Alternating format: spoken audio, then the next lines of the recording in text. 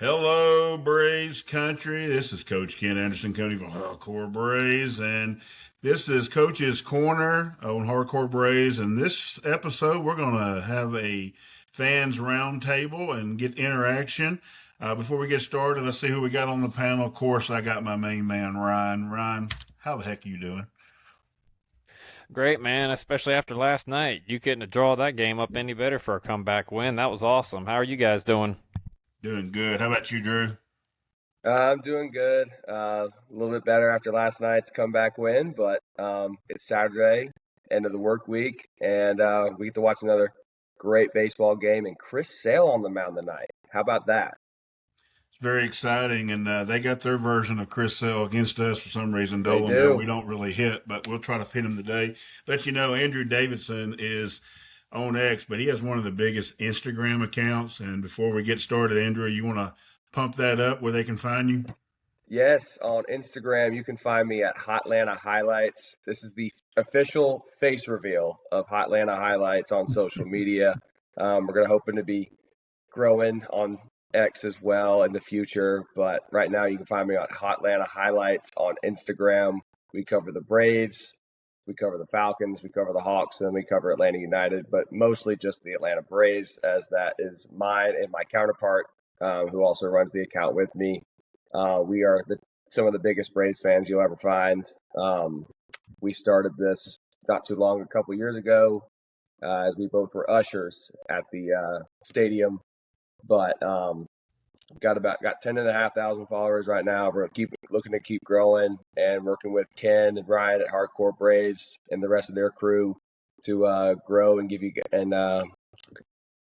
the great Braves content. Thanks for having me on. We're glad to have you. And Andrew will let you know, Seth, who is the other guy, as his contributor, was my usher.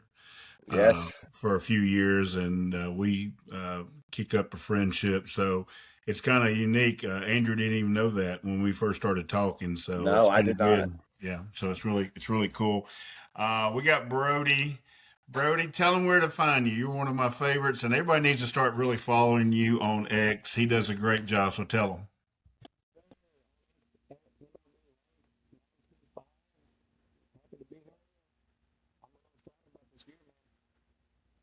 To let you know, he's a big Ender Inciarte fan, so ooh, I like it. Gotta like I it. like it. So, one of my favorites from the past Absolutely. 10 years.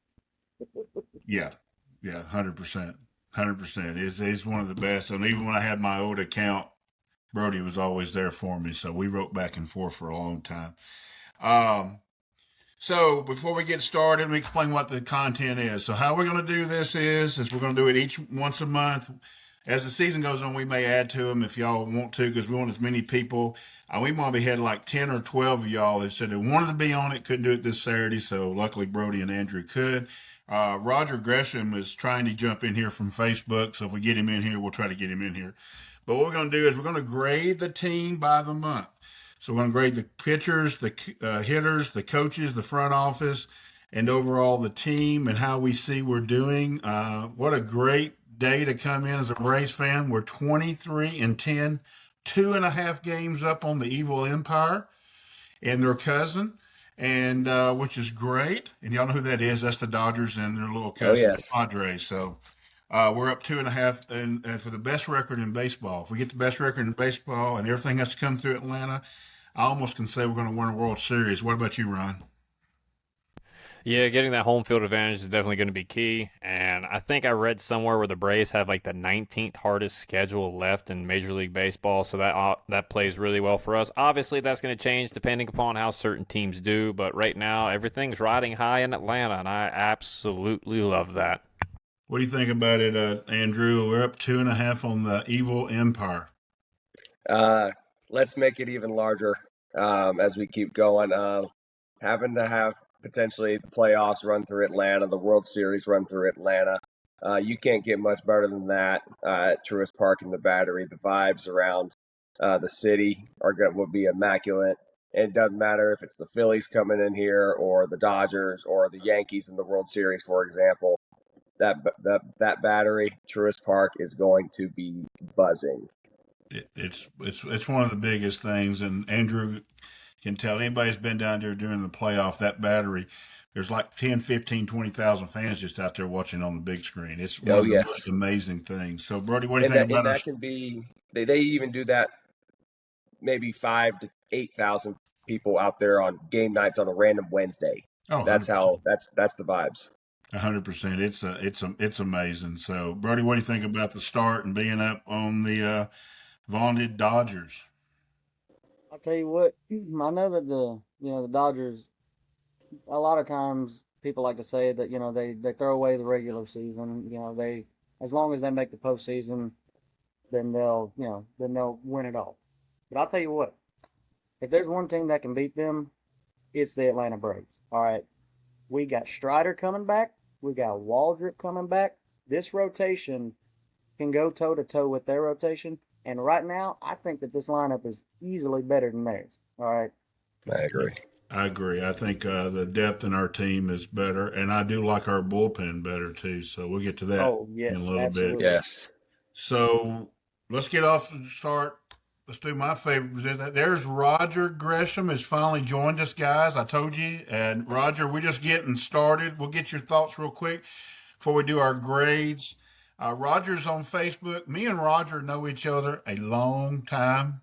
He's a Calhoun guy. We've gone through the Calhoun Superpower and won state championships. And he's a great golf coach, and he's probably one of the best ones in Georgia. So, but he also knows baseball. What do you think about our Braves' best record in baseball? 2.5 games up on the Evil Empire for best record. What do you think, Raj? I'm totally excited. Braves are playing great. Another comeback last night that, if you didn't enjoy that, you didn't enjoy good baseball.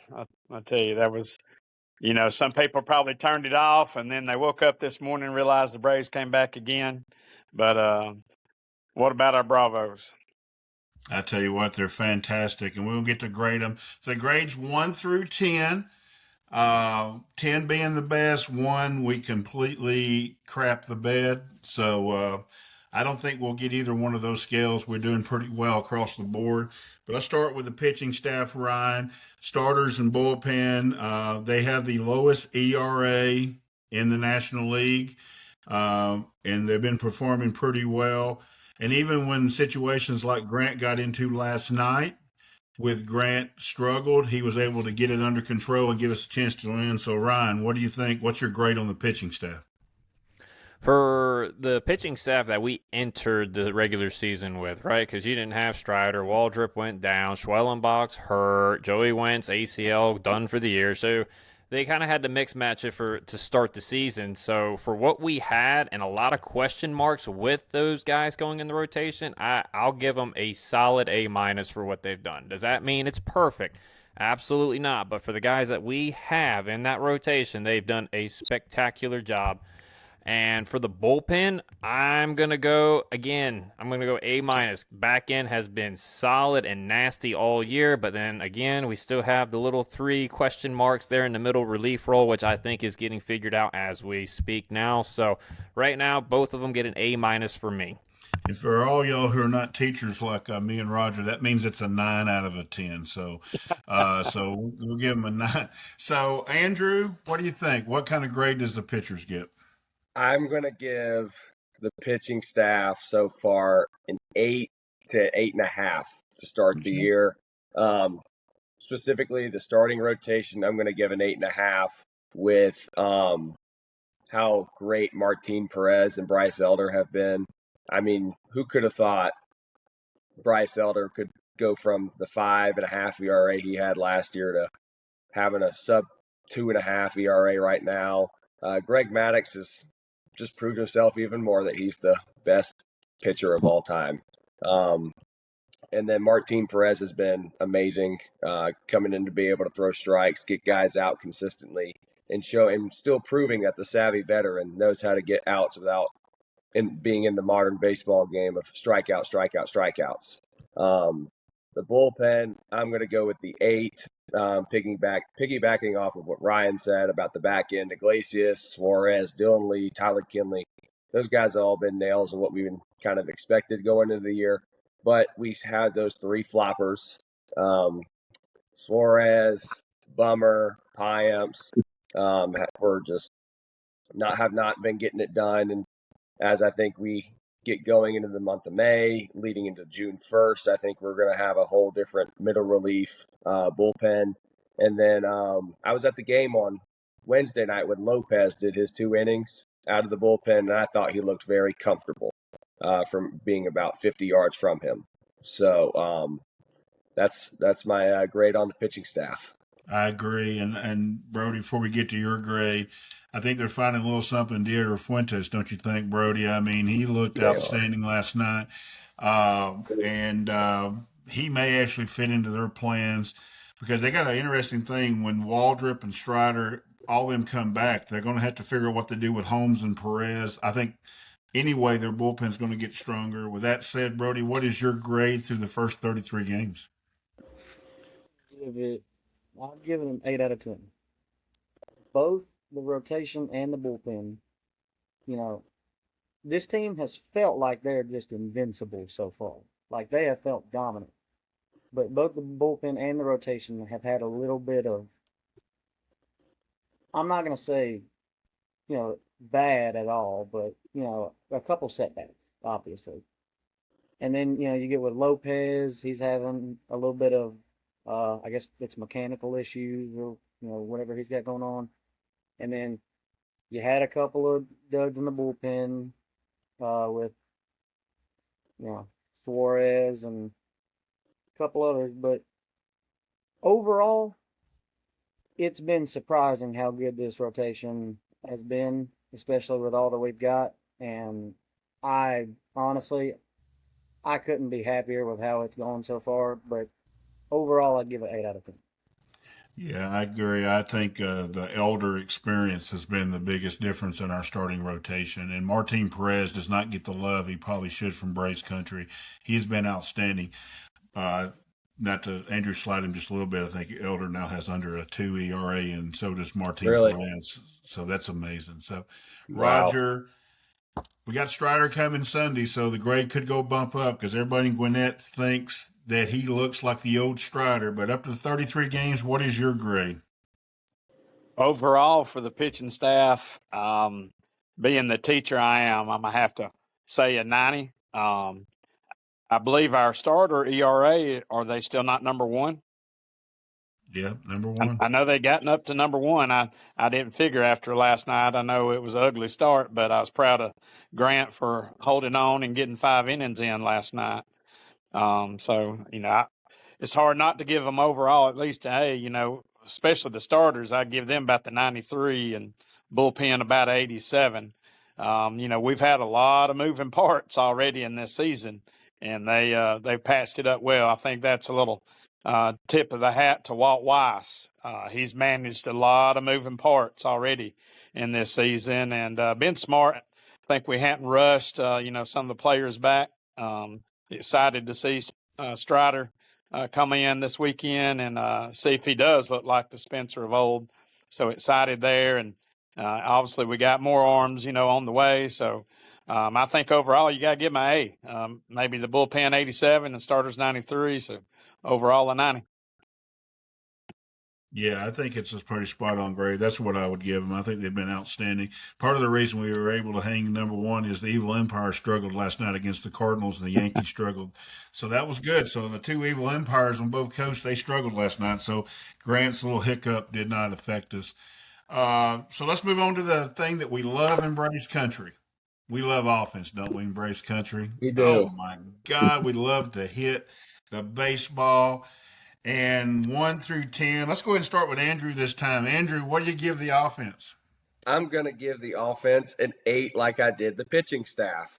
And the reason why they're not getting a 9 is because of the slow starts, unfortunately, from Ronald Acuna and Austin Riley, which has been a little bit surprising as of we know the talent that they possess and the superstar, all-stars, and silver slugger and MVP calibers players that they can be.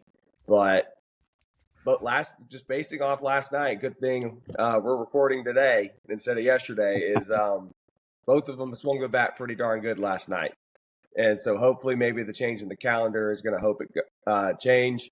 But what can you how can you not just love Dom Smith and Mauricio Dubon and what they've done to start the year?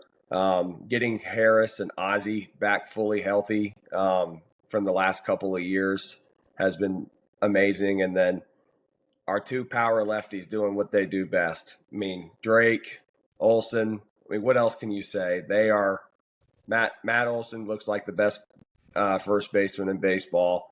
Drake Baldwin's arguably the best catcher in baseball right now. I can't wait to see what they do the rest of the way and keep winning us big old ball games. Yeah, they've been fantastic, and they've really, absolutely.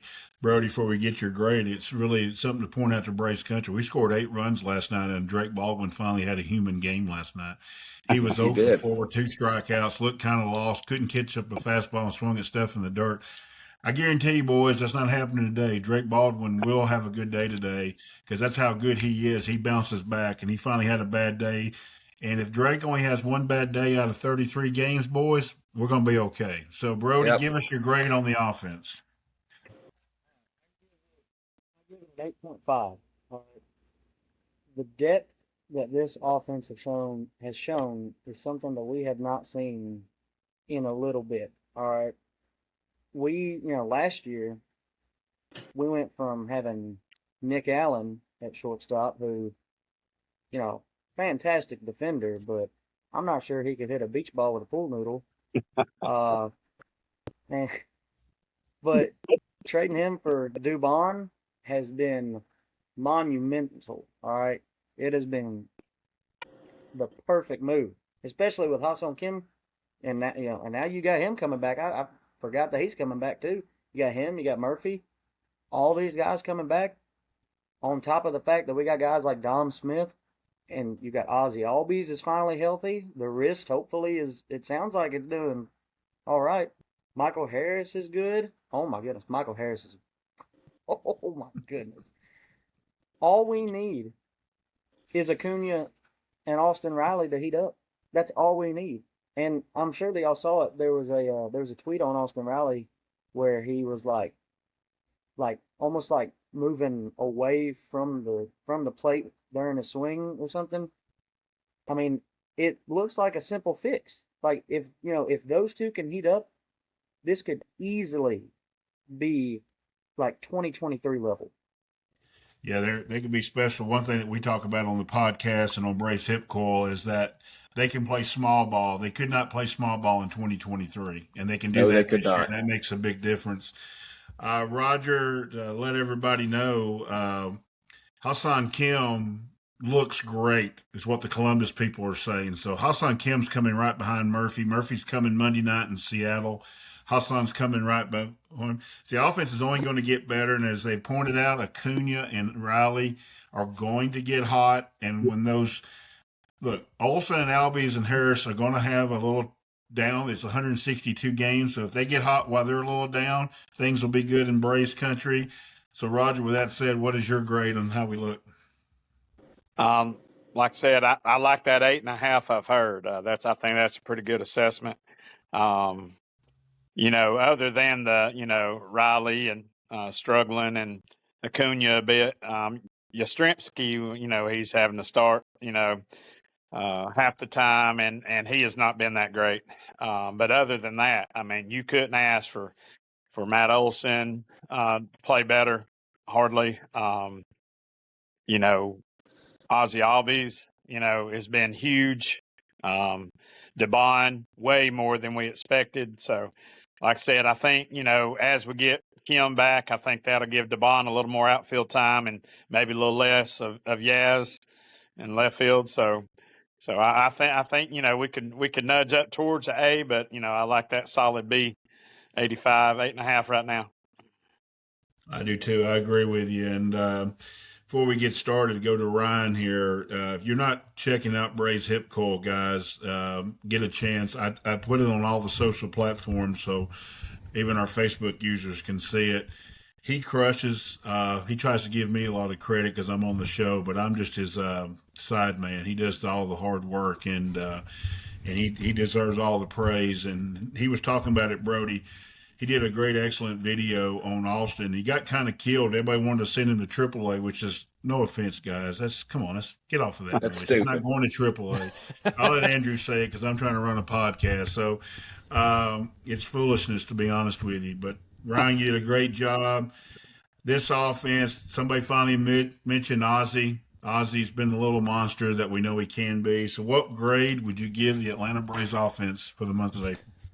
Look, after the offensive disasters that we had in 2024 and 2025, I am absolutely thrilled. Look, we don't need the long ball to win baseball games anymore. I mean, they help, but this team has won many a games just by base hits, runners in scoring position, moving the guys over yesterday. I think we scored our second run because we got Riley hit the ball into center field, a little error, he moved over to second base. We hit him over, and then the next guy got him in, and that gave us cut the deficit to 6-4. Like, those little things are what we're doing now.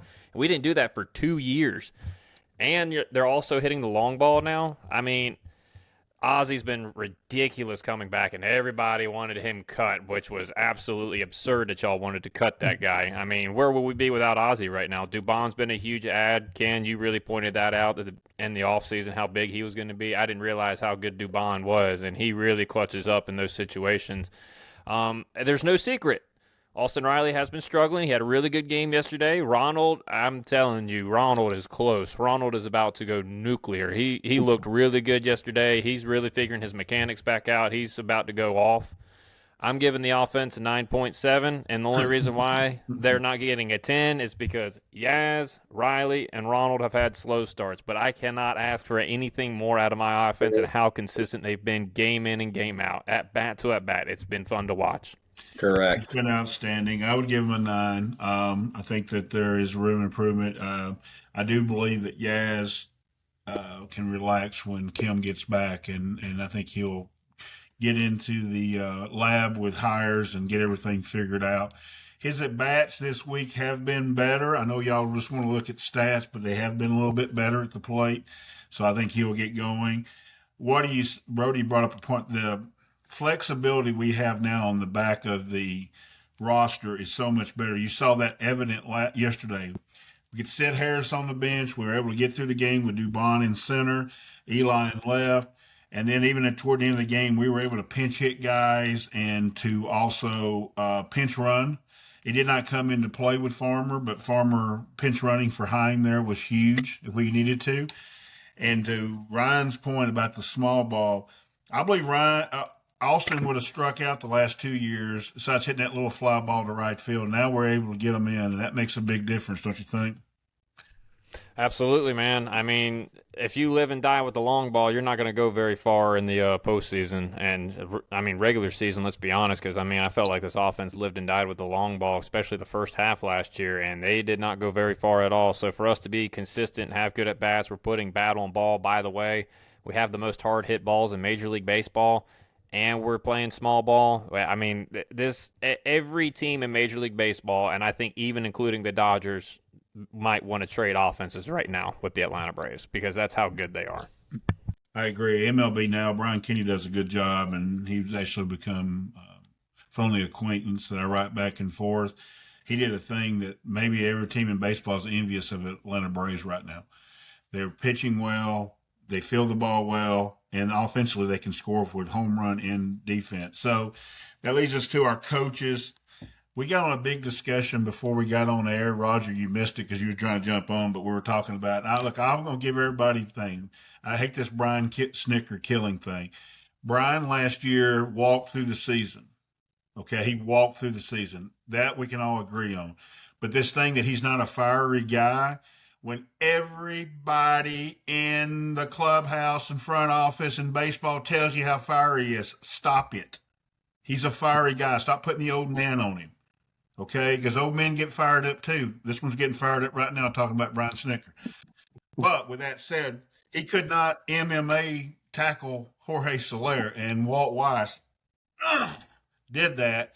So on a scale of 1 to 10, now we got to take this all into place. How well is Walt coached? How well has Jeremy Hefner run the bullpen? How well is Tommy Watkins coached third? How well has Antoine Richardson taught our base runners how to run the bases? That's a work in progress, by the way, guys. And Tim hires. Team is finally going to his hitting style. So we'll start with Brody. What score do you give our coaching staff, 1 through 10?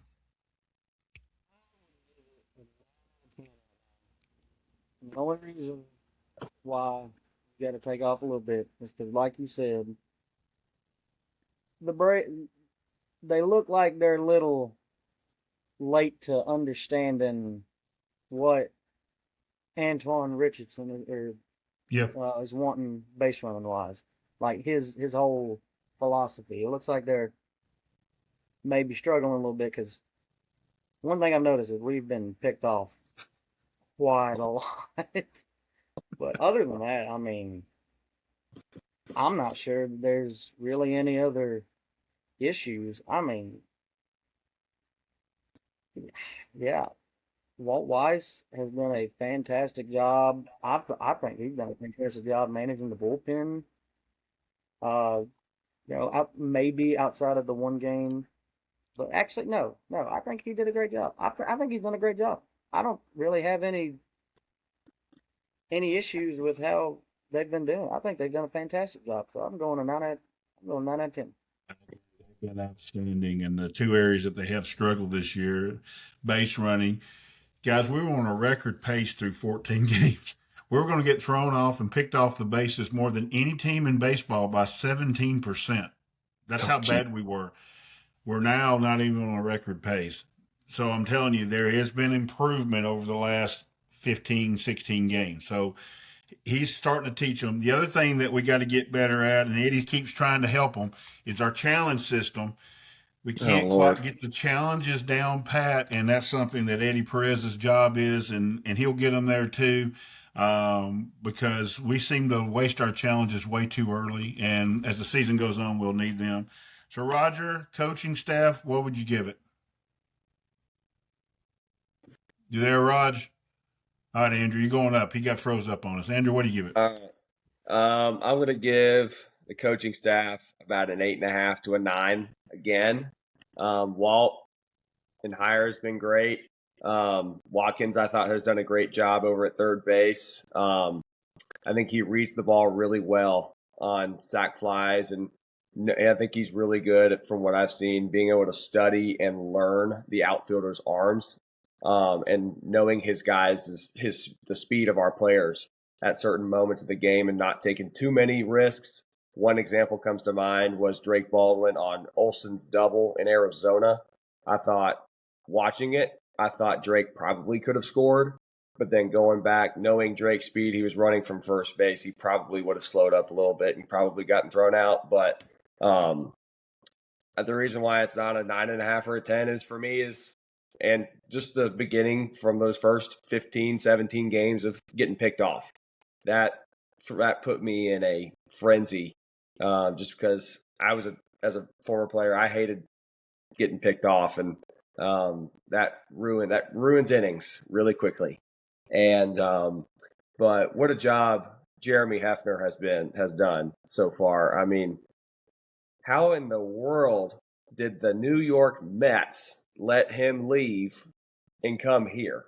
That was New York Mets. It is. I mean, that was kind of self-explanatory, Andrew. They're the Mets. Yeah, that is true. I'll give you that. But yes, yeah. And if you guys haven't followed Hotlanta yet, I make total embarrassments of the New York Mets and the Philadelphia Phillies, especially come June and October time, because both teams can't finish like we do. But Jeremy Hefner, to pivot back up on that again, has just been amazing. He's managed the bullpen very well with what he's had. I know he's had 3 flops, and I know Ryan just cannot stand Aaron Bummer. And I think we're all done. He may be the nicest guy in the clubhouse, but he's got to go. He's lost the velocity on the sinker. The slider doesn't know where it's going sometimes as well. But that's my assessment on the coaching staff. Well, you know that for all married men know this, that when you get mad and want to yell at your wife, you're supposed to go get a pillow and yell into the pillow so you can sleep in the bed that night. I am Andrew's pillow when it comes to base running mistakes. Those first 17 games, he would just yell at me, and I'm like, I don't know what we're doing. I don't know how. He's telling you right. He was really upset. So, all right, Roger, coaching staff, a lot to love. A little love for Tommy Watkins. I've gone back and I want to do that for this show. I can't see one play he's made a mistake on. That's how good Tommy Watkins has been. Yeah. Sending runners, he has not made one mistake. Now, he will, guys, so get ready to throw him under the bus on Twitter like you do. But Tommy Watkins has been 100%. So, Roger, what would you give the coaching staff? I think I give the coach staff an 8.5. Walt Weiss overall, I think he's managed the ship well, and his leadership has been so important. And you mentioned third base has been great. Like I said, the getting picked off, and that's got to improve. But really excited. I think pitching staff's been handled pretty well considering all the moving parts. So yeah, I'm pretty solid on about 8.5. Yeah, I think it's a good grade, and I'll give mine in a second. I want to hear what Ryan has to say. He was high, very high, when we hired Richardson and Hefner. I have to give him love on that, and I was too, but he was high on him, and they were spot on moves. And Hefner and Walt Weiss look like this, like they don't ever really disagree. They know where we're going. So, what kind of grade would you give the coaching staff? I'm giving it a 9.5. And the only reason why they're getting dinked is because of early on base running with getting picked off and the challenges. My God, what was Jonah Heim doing last night on that one? I cannot believe he thought that ball was in the strike zone. And that's not on the coaching staff. That's on Heim. I just had to get that out there. But overall, coaching staff has done a fantastic job, and the guys are really bought into all their philosophies. So that means they're communicating really well with the players. They're making those connections, and everybody is just one big happy family right now. And that is what you want over the course of 162 games. So, I mean, I cannot ask anything more of this coaching staff. They are doing a phenomenal job. I agree. I would give it actually a high 9.52, guys, as a former coach. I went back and tried to look and what the mistakes they made. I'm with Brody. There was one little bullpen move you looked at about mid-month that was kind of strange. But then once you get to the next day and you hear kind of what was going on in the background, you kind of may understand a little bit more. Speaking of Jonah Heim, at least do the one that was a strike. The first pitch was a strike, and he let it be a ball, and then this one up here was not a strike. I mean, Jonah, come on, Jonah. You got to do better. That's one of the things will get better when Murphy gets back. They think Murphy may hit on 100%. I don't think he can be as 100%. That's pretty hard, but he could be close. He knows the strike zone pretty well. So Yeah. So that'll work. So everything's going well. So now we get to go to Alex Anthopoulos. Now, look, we all clamored for a starting pitcher, and we all did not get a starting pitcher. But what he didn't tell us was, I got a secret. My starting pitcher is going to be Martin Perez, and I'm going to get him for nothing. And he's going to be like Clayton Kershaw. Wow, if we'd have known that. Give over his moves. He traded Allen for Dubon. He signed Dom Smith. He signed Robert Suarez. He re-signed Iglesias. He re-signed Ha-Seong Kim. He went and got Martin Perez. And he got us kind of what we needed, the roster needed. And so far, he has not panicked. He's not wasted any of his money to go out and get players. 23-10 record. There's only one guy of the guys he went and got is kind of not doing well. So I'm interested to see what your grade on Alex is. So we'll start there with Roger. You're around for us. Roger, why don't you give us a grade on Alex in the front office? I think Alex, a lot of us wanted to question him in the preseason when he didn't get the starting pitcher we all thought he needed. Whether you want to call it his foresight or a little bit of luck, but Martin Perez has been awesome. So in hindsight, I feel like, he deserves at least a 9 out of 10, I would say so far. And he's pretty much managing, knowing who's coming back. He probably knows, obviously a bit more than we do as far as the exact health of the players. And I've been looking back at it now, where I thought we should have made some moves, I'm glad he's maybe saved us money, and as the season goes on, we might be able to use that money towards something we got to have. Yeah, I think the big thing that we need to point out is three of the teams that are going to have actually really good players are really struggling right now, and that's the Royals, Astros, and Red Sox.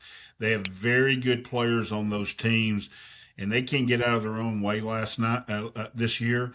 If that continues, that could be somewhere we could go poach some players. And guess what they all have? They all have players that can help us. So we'll see how that goes. So, Brody, what do you think? Grade on the front office and Alex.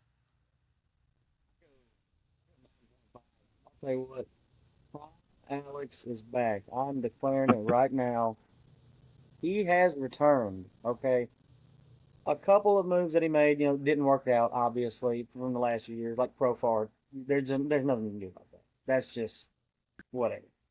But this year, the depth that he built out and the people that he brought in have done so much for this team. It is astonishing. Literally, the only thing is Mike Yastrzemski. Like, and I still believe in Yastrzemski. I think that he can be a solid, platoon bat, depth outfielder, whatever you need him to be. I think he can still be good at that. Just give him some time to gather himself. But Alex, I mean, this feels like 2022, 2021 with the moves that he has made for this season. I am excited to see what he does at the trade deadline this year. I don't think we need a whole lot, but I also wouldn't be shocked if he decides, we're going to go all in and we're winning it this year with this team that we've got. I'm very interested to see what he's doing or what he's going to do. But so far, what he's done, I'm giving it 9.5. I do want to go if he don't walk in and tell his son, holy crap, I got lucky with Martin Perez, didn't I? Mm-hmm. But Martin's done great. Now, one thing about Martin that we've all known about him, he is a veteran pitcher. He knows how to get people out, and he does not get fazed by anything, even when he was in Texas the same way. So what kind of grade would you give Alex in the front office? I'm going to give Alex also a 9.5 right there. Just that half being the slow start from Yastrzemski. But as Brody said, I still believe in Yastrzemski. I think, pivoting back off what you said, Ken, I think Gaz's at-bats have looked a lot better as the last maybe week and a half. But the depth on this team is impeccable. It's very, very well thought after. Maybe we first went in the offseason for a big hairy guy. We maybe missed out on him or not. But then he decided, let's go build a depth-wise team that we haven't had in a very, very long time here in Atlanta. And a really great group of guys that are really good in the clubhouse. That's another thing that's kind of part of the Braves way, as we've been Braves fans for a long time, is that is still very much intact with who's at the top of the organization with Alex. But I believe that Alex has done a tremendous job and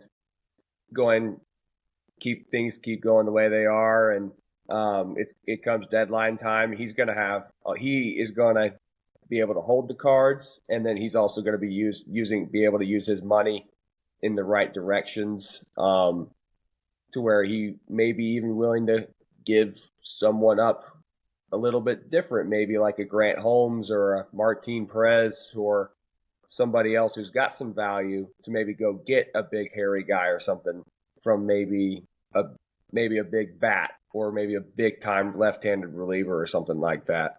But he's done a great job to start the year, and I think it's only going to get better with the rest of the year with Alex. I'm going to jump in before I get Ryan, because I want to mention Ryan. 8.5 is what I'd give him, because I want to challenge him. The one thing that we need is a left-handed reliever, big left-handed guy to go with Dylan. Dylan's pitched great, by the way, this year. Mm-hmm. But really, left-handed reliever. And could he be smiling Ryan here and get the perfect grade this year with the Red Sox and Royals struggling, and there sits Matt Strom, and there sits Aroldis Chapman, maybe prime for the picking that would finish off this roster? What kind of grade would you give Alex?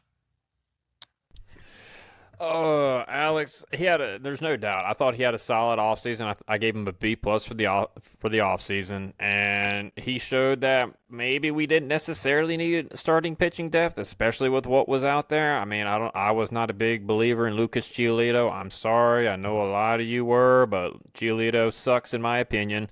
I was a big Zach Littell guy, but I mean, you see how that's kind of working out in Washington. So, I mean, I'm not upset that we didn't get him. So, like, the options that I think were reasonable that he didn't go after were smart decisions. Martin Perez has been a godsend to us.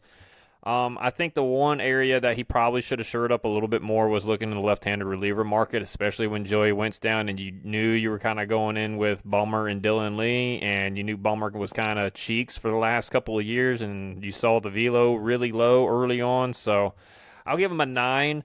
I don't want to give him an 8.5, but he's not getting a 9.5 out of me because he did leave kind of a glaring hole in the bullpen with the left-handed relievers. But overall, he created solid depth. He brought in guys that were really good in the clubhouse and didn't really care what their role was. And I mean, Yaz said that when he was signed, and so did Suarez. He didn't care what his role was. He wanted to win ball games because he knew the Atlanta Braves were going to be really good, and that was their reputation. So hats off to Alex for having a really good offseason, and he's done a great job moving parts up and down all season long. I mean, you can't ask for much more out of Alex. He's doing a fantastic job. I agree. He's done a great job. Executive. Walt might win Manager of the Year, and he may win Executive of the Year if they keep this up. I just want to challenge him because I know we can get better. I see his vision now. I thought I saw his vision. I was getting killed in February when I was saying everything's going to be all right, Braves. Y'all know this because Brody and Andrew supported me when I said I think we're good enough to win right now with this roster. Because what he did was 2021 we won not because we went and got a big player. We won from depth.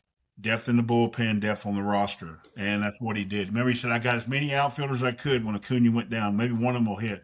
Well, they all of them produced, so that's really good. So I think that's what it is. So we're all feeling good about ourselves. We'll talk about what good is, but there's no perfect team, as me and Coach up in the left-hand corner, and we'll start with Roger. There's no perfect team. There's always ways to improve. What is the one negative you're taking out of the start that we have? The one negative, you know, it's not really easy to find just one negative. I think the few negatives have been here and there. You know, one night it might have been a starter didn't have his A game. You know, the other night it might be we just didn't hit enough. But overall, I mean, our record speaks for itself. I don't really say there was just one weakness. You know, at times the bullpen, maybe. But, you know, as soon as you start trying to point your finger at that, then they pick it up. And then the next game is just hitting. So I don't really point at just one thing as being a weakness. I think we've been a pretty complete team. I mean, yeah, you know, there's some things that we can tweak, and it's going to be interesting as we get some of these healthy players getting healthy and coming back in, you know, how they're going to manage the roster and all that. But I don't see just one weakness myself. I think we're a pretty complete team, and like I said, the record speaks for itself. I agree, and we'll go to Brody next. But Brody, you're on the famous X platform. We got plenty of people that find negatives, so we got a crew here that's really talk positive. What would be anything negative you could take out of the start? The only thing I can think of is that, you know, when we have to get another lefty reliever. You know, Dylan Lee cannot pitch every game that we need him to. You got to get somebody in there. Other than that, I mean, I don't really have much. I mean, you can be worried about Austin Riley. You know, you can be a little worried about, I mean, Ronaldo Lopez maybe. But even there, I'm not really worried about it. I would just say get a lefty reliever at some point. Yeah, I think that's pretty much where they're definitely going to need. And Andrew, you get a lot of DMs in your Instagram that point out how this team sucks. So, what's the negative from April on this team? According to my followers that I get, it's still Alex Anthopoulos himself. But and those who they are know who they are. But my negative to the team is so far is it was the first 15, 20 games was base running. That was a big one for me. And but the other negatives besides the slow starts from Ronald and Yaz and Austin have been just the middle and the middle relief shuffling of all the Piamps, the Suarez's, the Bummers, etc. That sometimes they haven't just got the job done.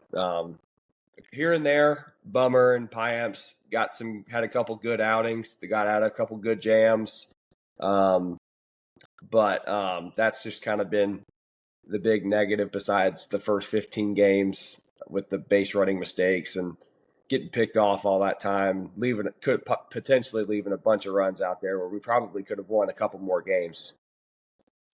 Yeah. Let you know a little bit though, the expected win-loss for us is 23-10. So we've pretty much crushed it. So it's kind of hard to find a negative, and we're just kind of nitpicking here because again, a team has to get better.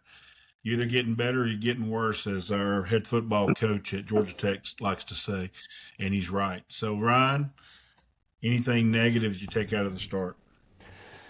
Yeah, I mean, look, I don't want to be negative, but I know everybody on Hex just loves to be negative. So, look, Austin Riley needs to pick it up. That's no dang secret. He's come out and said it to himself. He said he's frustrated more than anybody, and that is true. If y'all think y'all are frustrated, just think how the man feels who steps in the box every single day and tries to grind his butt off before every single game. So think about that.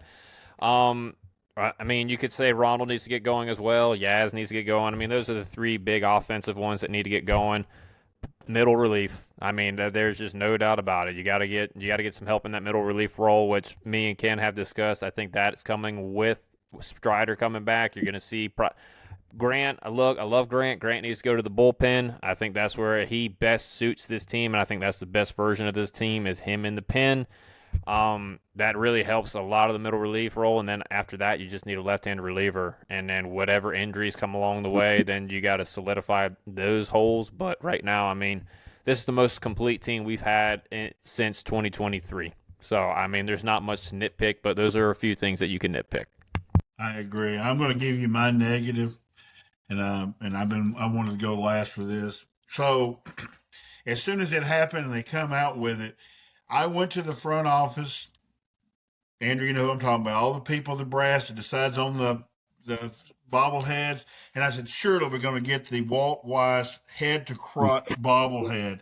And they said, I'm not really sure if we can do that. So that's my negative right now. And I challenge the Braves front office that by the end of the year, we get the Walt Weiss to the crotch of Jorge Soler bobblehead, because I think that you would have to give away 100,000 because everybody would want them. What about you guys? Yep. Don't you think we need a Jorge Soler crotch bobblehead with Walt's nailing him? T-shirts. You don't have enough seats. T-shirts, bobbleheads, beer cups, hot dog boats, and Tostitos boats for nachos. Need to have a limited edition Chick-fil-A sandwich wrapper at the Chick-fil-A with Walt tackling Jorge. So that's what you got to need. And Terry and Alex and Derek, if you're listening to this show, I will help you market it. But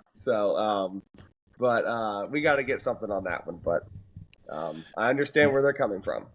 Put it on the beer bat. My God, that would hit. We got to have something. So hopefully we'll keep in their ear and they'll get something. Maybe I'll see Derek. Derek walks up around my spot there, Andrew. So maybe I'll get Derek and talk Derek into getting us something like that. So, all right. So on our podcast, we do a play of the series and an MVP of the series. This will be our positive. So it's a whole month. There's a lot to pick from. There are a lot of really good moments. So we're going to take the play of the series or play of the month first. And let's put Andrew on the spot first. Andrew, what's the play of the month for you for the month of April? Oh man. And you can use last night if you want to, because we're filming it after. I'm actually not going to use last night. I think the play of the month, we're going to go right back to the second game of the year in Dom Smith's walk-off home run. Stole it. Yep. The Dom Smith, we were down in the butts in that game, and the offense woke up in the ninth inning, and I think that gave this team such great environments and vibes and energy that they can beat anybody in baseball, and that they're able to come back from any deficit that they have. I mean, going from last night, they came in the notorious Coors Field, down 6 runs without even getting 4 outs. They got down twice big in Washington and came back and won both of those games. But the Dom Smith walk-off home run was the play of the month for me. It was a big one, and I really do think you're right. I think it gave them the belief they could win any game, and they've carried that through the whole month, that they don't ever think they're out of any game.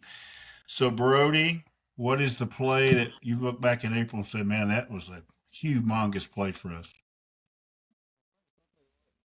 All of us would choose the Dom Smith Grand Slam. What that meant to him, with the whole thing and his mother, incredible. It's the thing. It goes back to the thing. How can you not be romantic about baseball? It's beautiful. So, outside of that, I would say going into Philadelphia and sweeping them, that right there told the baseball world that the Braves are not messing around this year, that they are ready to win. And I think that right there established the dominance that this team has. I agree. I think that was a big step. And I told Ryan disagreed with me. Now Ryan's going to have to start believing in me. Don't sell the Phillies short. They're going to come back and make the playoffs. Ryan doesn't believe it. They're already 4-0 under Mattingly. That pitching staff is solid. They cannot beat us in the division. But I would love for them to get in the spot to where they can come out and beat the Dodgers in the playoffs. And that would make my day, because I know we would wash the Phillies in the National League Championship Series. Don't give up on the Phillies quite yet. Real Muto comes back today. That starting staff is pretty good. Ryan doesn't believe him. We'll have to bet me a soft drink, him a beer on that down the road. So we'll see. Roger, what was the play of the month for you? I have to agree on Don Smith. I mean, at first I was thinking Matt Olson the other night being down in the ninth, but I think Don Smith made everybody believe it's possible, and he solidified himself in the DH role when he pulled that off. We were all wondering if he could handle it, and he's been money. He's just another one. We were talking about hitters. He's one that we didn't probably give props to enough. I mean, he's been money. He really has, and I was sort of worried about the DH spot as the year began, and that just solidified, I think, the team confidence in him, and the team just gained enough confidence that when we're down, we're not out, and I think you have to give Dom Smith play of the year so far. Yeah, it's been amazing. And I got to talk to Dom the next day. Guys on here know I lost my mom to cancer a few years back, so I was able to talk to him on the field, and we shared a moment. And I think we'll eventually get him on Hardcore Braves. He's going to come on and just talk about how it is to play through life circumstances, because we forget that they're human. They're not robots. So him hitting that home run was amazing. How about you, Ryan? Play of the month for the month of April. It's not play of the month, it's play of the year, and it was Dom Smith. But I do have an honorable mention. And I mean, if anybody, look, there's been tons of moments, right? But that was second game of the season. We were dead. It looks like, oh, here comes the 2025 Atlanta Braves again. And then Dom Smith puts one in the chop house, and we just all went nuts for the next 24 hours. But I got one more. My honorable mention is the pinch hit, game winning or game tying, I can't remember, the double that Michael Harris hit against the Philadelphia Phillies. Game leading, took the game the lead. Yep. And I think for this team, Ryan, not to talk over you here, but that's this team Yep. here. That's when Braves country thinks something's different because we went through the injuries last year, and for him to walk off the bench and do that, I think everybody on the club and in the stands exhaled, said this year's going to be Yes. different. Go ahead, Ryan. Yeah, I mean it was culmination, right? Look, I'm not shitting on Snit here. I'm just saying that Walt Weiss picked the perfect opportunity to shoot his bullet that he had, and Michael Harris goes out there, and because the Phillies, let's be honest, they've been the Braves boogeyman for the last few years, unfortunately, and they put that dog down that night, and that was a really big moment as well. And I was in the crowd on that night, and I haven't heard Truist Park sound like that since Austin Riley hit that home run off Jeff Hoffman in 2023. That's the last time I've heard Truist jump like that. So that's a great honorable mention, Ryan. Yeah, well, both of you, I think Andrew and Ryan both sucked because they took the two plays that definitely, when Andrew said to Don Smith, I was saving Michael Harris and I got my point in. But I'm going to point to another one, just from a pitching coach and loving of pitchers. I think Chris Sale getting his 150th victory needs to be honorable mention as well. And I think Chris is on pace to get 200 wins as a major leaguer, which will definitely put him in the Hall of Fame. And I think 51 will get retired if we win a World Championship in the rafters. And I think it's very fitting for the guy, Chris Sale, who had to deal with so many injuries. So I want to give Chris a little love on that. So it was just really amazing that he's doing what he's done. And as CJ Nikowski reminded everybody, we got him for Von Grissom. That's what we got Chris Sale. So Alex is, like Brody said, is a master when it comes to these things. So let's get out of here on this note. This is what the May schedule looks like. We're in the midst of our toughest road trip of the year, body-wise, everything like that. We're up 1-0. So you know we can't go 0-9 on this road trip. So you can't bump your head and think we're going to lose all 9 of them. So it's the toughest trip. We go to Seattle. We're going to face their best 3 pitchers. We're going to go to the Dodgers and face their best 3 pitchers. We're going to get Dolander today, and he is tough on us for some reason. Freeland can be tough. So we're going to get 8 good pitchers. Our offense proved last night that we can pretty much hit. We pitched look, Jaden Hill is one of the best young relievers in the game. So we got to him last night. That was huge. So let's start with Brody. What kind of homestand road trip we're going to have here? You got to pick out of 9. So what you think we're going to go on this road trip?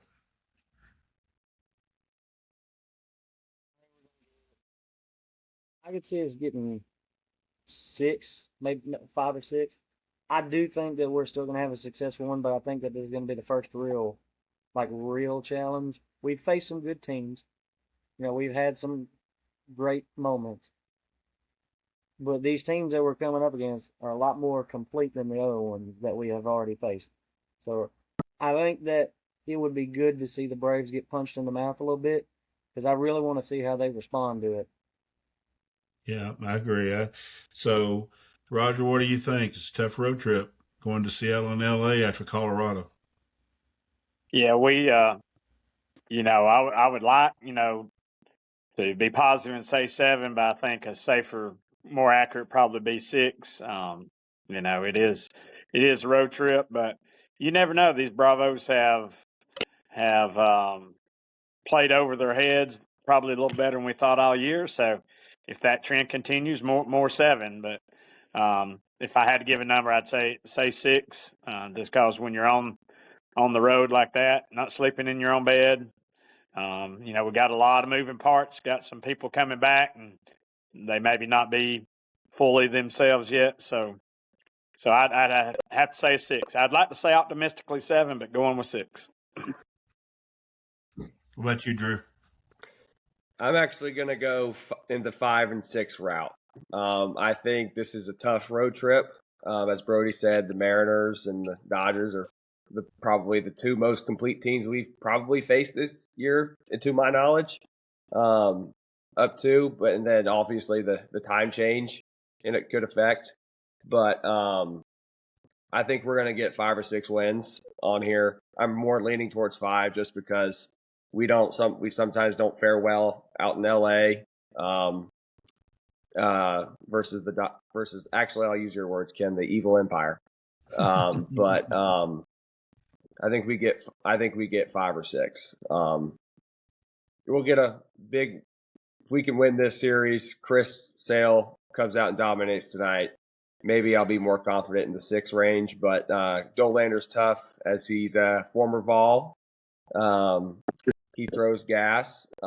Good thing to note, Ronald took him deep last year, so if I was a betting man, maybe I'd put some money on him going deep tonight. But there's my assessment on the road trip.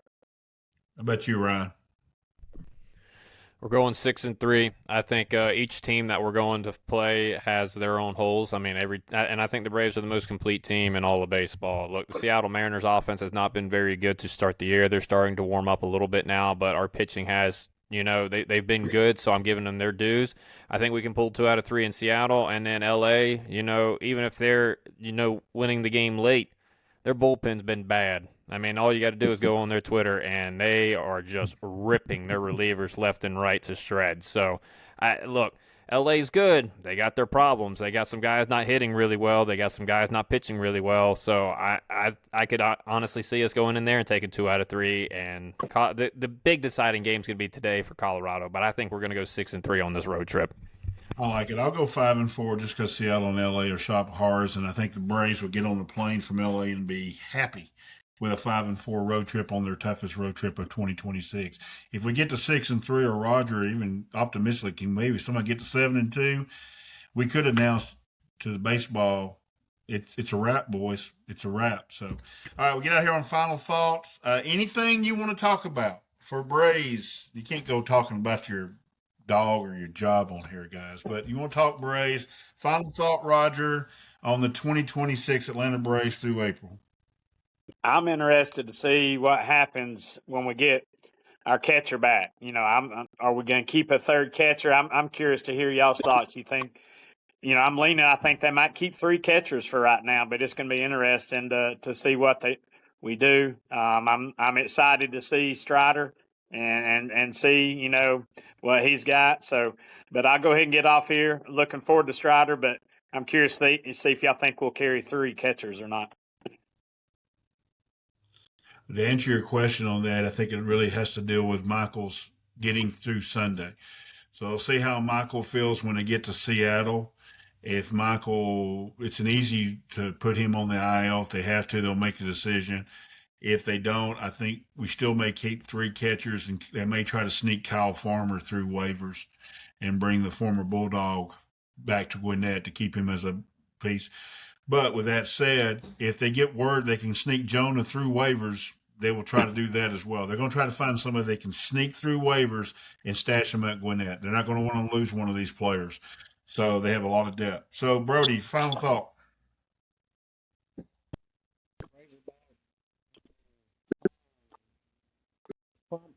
To see this, one thing that I'm very interested in seeing is how much are they going to use Dom Smith when Murphy gets back? Because Dom Smith has been fantastic for this team. If you get Murphy in there, you're going to be moving. You're probably going to be starting him and Baldwin a lot. You get that defense from Murphy. Baldwin, you're not taking him out of the lineup, obviously.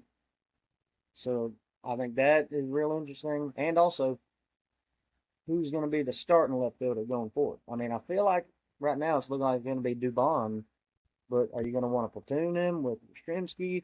So I'm interested to see how all these new, these guys coming back, how that's going to affect everybody's roles. But yeah, Braves are back, man. They're back. Yeah, I agree with you. And to that, I think what they'll do, what we're hearing is, Chad told me, is they'll try to probably match Yastrzemski up with favorable matchups and let Dubon play left field. So we'll see going forward. And then once Yaz gets going, then they can do the platoon thing. And they'd really like for Dubon to play other positions. So give Ozzy a day off. Go give everybody, Austin, a day off. Even Ronald off his feet or something like that. So, Andrew, final thought? Keep your foot on their opponent's necks. Don't take the foot off the gas. The best team in baseball right now. keep it going. You're only going to get maybe three to four all-star type players back in the next couple of months, starting tomorrow. So this team's going to get better, and the depth is going to be impeccable. Excited to see what happens with Murphy coming back. If Michael's all right, he looks all right as of last night, but how is he going to feel out running in the outfield? And then the big question I have is, what's going to happen when Kim comes back? I mean, if they decide to get Farmer through clear waivers Monday, who's the final guy that gets DFA'd? Is it going to be Heim? Is it going to be Mateo? Could it be Dom Smith because they still have Yaz and they're paying him a bunch of money? So that's kind of that's my question.